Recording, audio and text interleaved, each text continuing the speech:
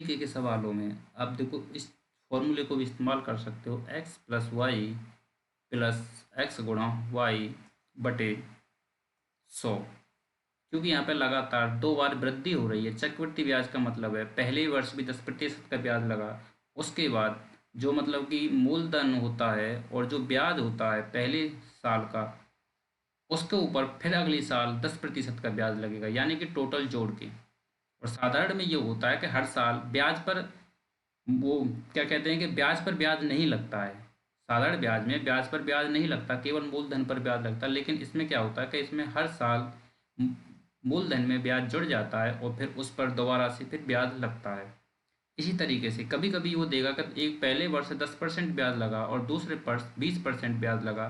तो इस तरीके के सवालों को इस तरीके से हम कर सकते हैं। तो इसका मतलब आ जाएगा यहाँ पे 10 + 10 और 10 × 10/100, क्योंकि यहाँ पे 2 साल दिया गया है। ठीक है, इसलिए हमने 2 बार वृद्धि हुई है तो 2 बार को इस तरीके से हमने लिख लिया। तो अब इसको हम कर देंगे, यानी कि 2 जीरो से ये 2 जीरो गई, ये आ गया 1, 20, 10 और 10, 20 और 1, 21% इस पर ब्याज लगेगा। ठीक है, एक तरीका तो ये हो गया।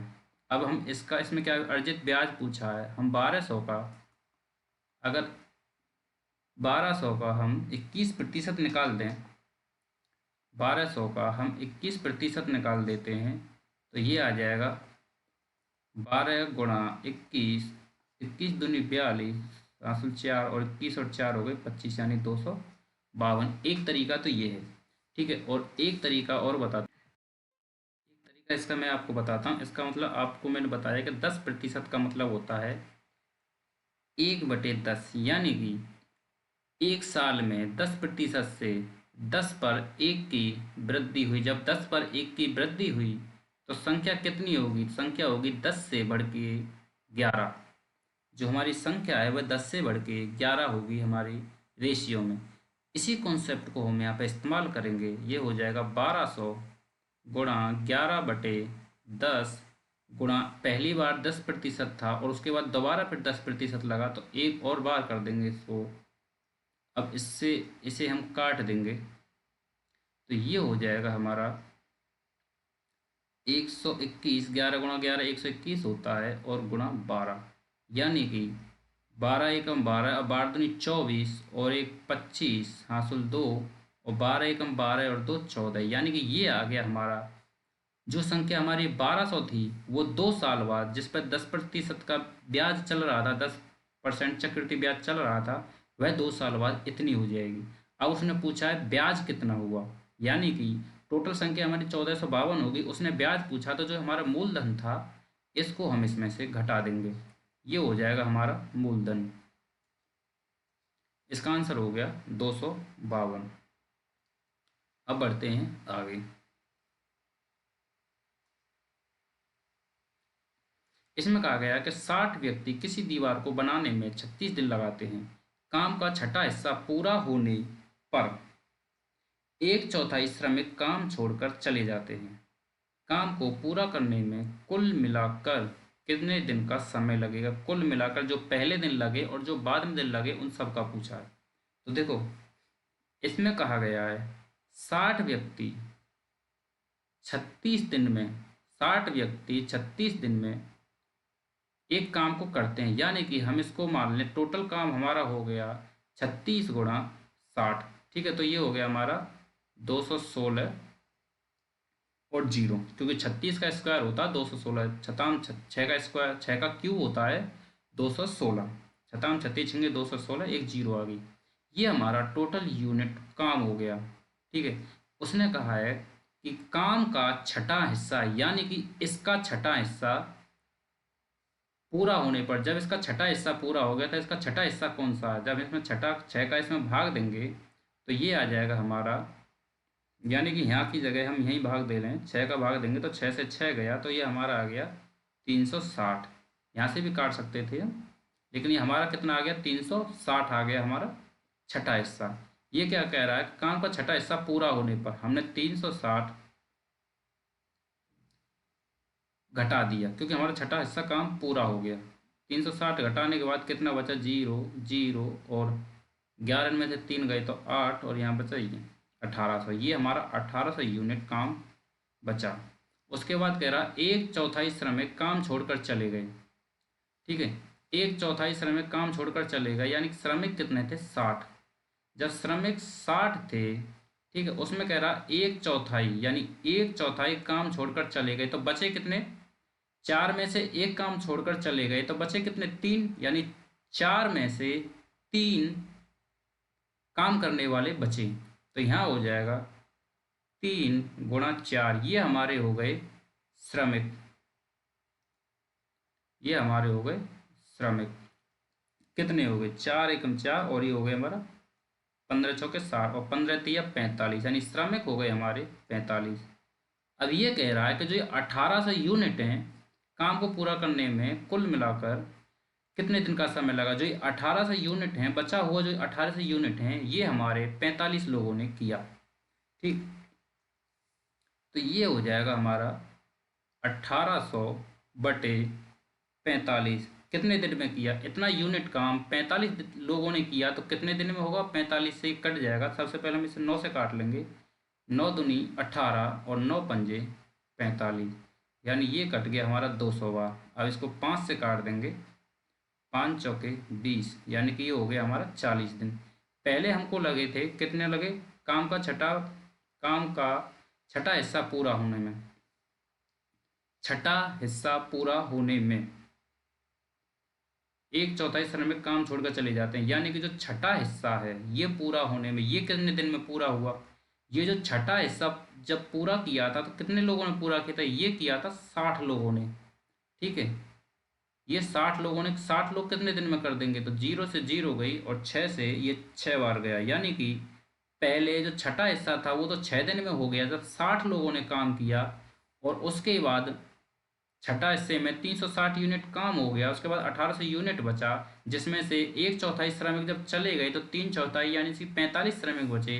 तो 45 श्रमिक ने जब 1800 यूनिट काम किया तो वो 40 दिन में हुआ। या और उसने पूछा क्या है कि कुल मिलाकर कितने दिन का समय लगा, यानी कि 40 और 6 46 दिन का टोटल टाइम उनको लगा। राइट आंसर हमारा ऑप्शन ए हो गया। क्वेश्चन देखते हैं अगला। इसमें कहा गया है कि किसी घर को बनाने के लिए 42 व्यक्तियों द्वारा 75 दिन का समय लिया जाता है। 28 व्यक्तियों द्वारा 90 दिनों में काम का कितना भाग पूरा किया जा सकता है? 28 दिनों में 28 व्यक्तियों द्वारा 90 दिनों में काम का कितना भाग पूरा किया जा सकता है, यानी कि इसमें कहा गया है किसी घर को बनाने के लिए 42 व्यक्तियों द्वारा 75 दिन का समय लगा, यानी 42 व्यक्तियों ने 75 दिन में एक घर बनाया लिया जाता है। ठीक है, अब वो कह रहा 28 व्यक्तियों द्वारा 90 दिनों में कितना हिस्सा किया जाएगा, यानी कि यहाँ तो एक हिस्सा किया जा रहा है। ठीक है, एक काम किया जा रहा है, एक हिस्से का पूरा काम किया जा रहा है, मतलब पूरा काम एक होता है अपने आप में। और यहाँ ये पूछ रहा है कि कितना हिस्सा किया जाएगा। हमने मान लिया x हिस्सा उसका किया जाएगा। अब इसको हम काट देंगे क्योंकि एक का कोई मतलब नहीं होता है। तो अब हम इसको काटेंगे, यहाँ काट देंगे 7 से, 7 छिंगी 42, या फिर हम काट देंगे सीधे 14 से काट देंगे इसको, क्योंकि ये कट रहा है 14 से।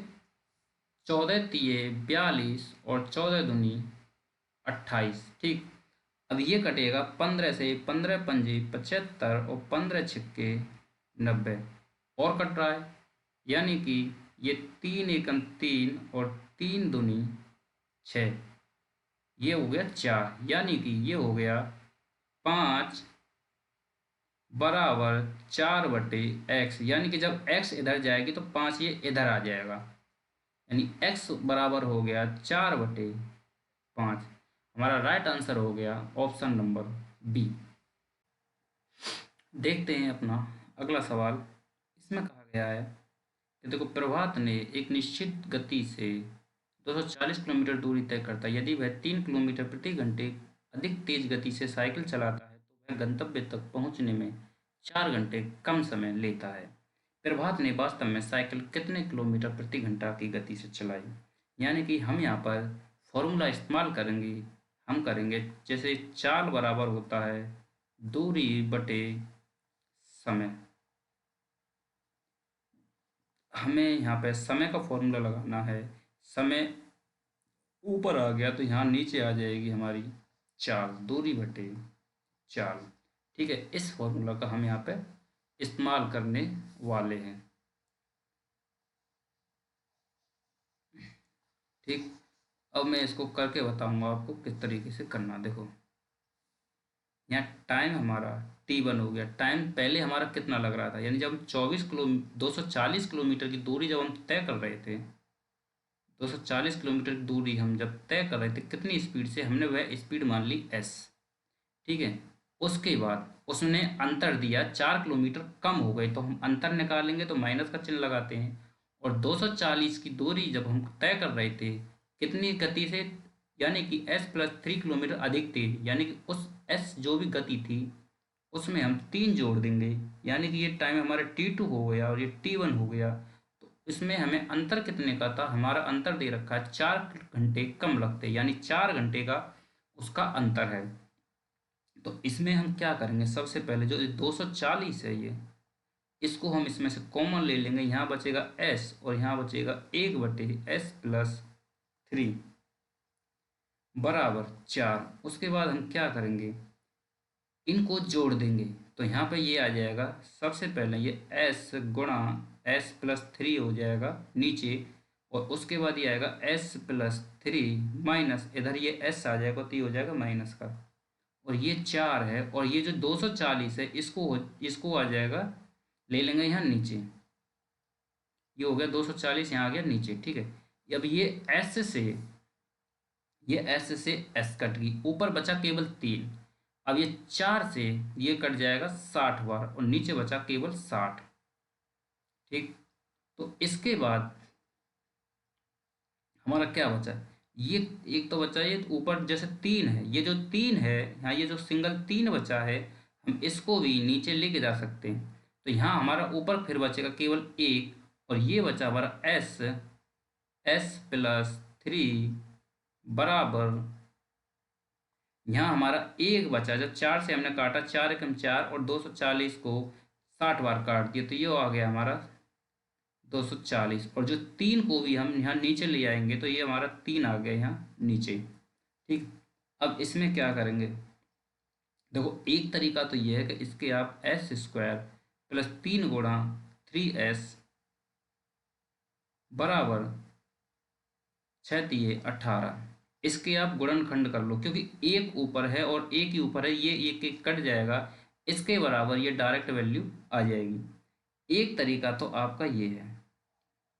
ठीक है, इसके गुणनखंड कर लोगे आपका आ जाएगा। और एक ये जैसे मान लो s है और s+3 है, बराबर यहाँ आता है 60×3 है। देखो यहाँ पे कितने का अंतर है, 3 का अंतर है, तो इसमें से 2 3 हम निकाल लेंगे, यानी कि 20×3 ये हमने 2 3 इसमें निकाल लिए। यहाँ 3 का अंतर है, जितना भी यहाँ पे संख्या दे रखी है उसको हम उसके जितना यहाँ से हम 1 3 निकाल लेंगे, तो यहाँ से हम 2 3 निकाल लेंगे इधर साइड से।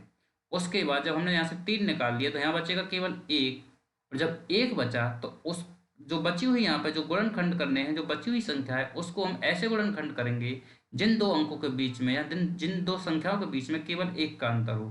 तो 4×5 = 20, केवल ये 4 और 5 ही एक ऐसी संख्या है जो 4 और 5 के बीच में 1 का अंतर है, और जब इनका गुणा करते हैं तो आता है 20।